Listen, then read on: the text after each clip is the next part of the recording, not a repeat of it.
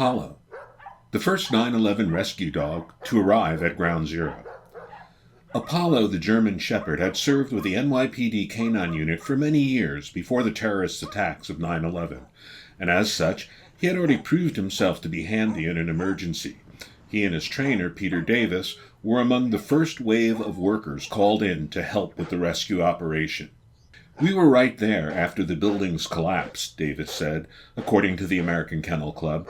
"To get to the rubble, we had to go through almost waist-deep water. All of a sudden, Apollo disappeared, fell into a hole. Then this big fireball comes up, and he comes running out. He was on fire.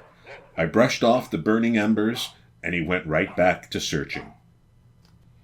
Trakr, the 9/11 rescue dog who found the last survivor. In the aftermath of 9/11, Trakr's owner and handler, James Symington, drove overnight from Canada to Manhattan to help with the search and rescue efforts. On the morning of September 12th, Trakr was digging through the rubble when he got a live hit, and firefighters pulled Genelle Guzman, the last survivor to be found, from the debris. Symington served with the Halifax Regional Police for 13 years, and he even helped develop the department's canine unit. It was there that he first met Trakr, who joined the unit from the Czech Republic in 1995 when he was 14 months old. Trakr served the Halifax Police Department for 6 years, sniffing out more than $1 million in contraband and aiding in hundreds of arrests. Riley, the iconic hero dog of the 9/11 search and rescue effort. Riley was one of some 300 dogs deployed to search for survivors at Ground Zero in the wake of the 9/11 terrorist attacks. Despite only turning up the bodies of victims, Riley was steadfast in his resolve to find anyone who was still living among the wreckage.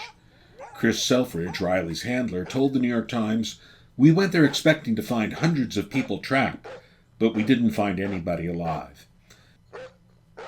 Riley knew the people he continued to find were dead, he said. He was never a formally trained cadaver dog. His job was to find the still living. I tried my best to tell Riley he was doing his job. He had no way to know that when the firefighters and police officers came over to hug him, and for a split second you could see them crack a smile, that Riley was succeeding at doing an altogether different job.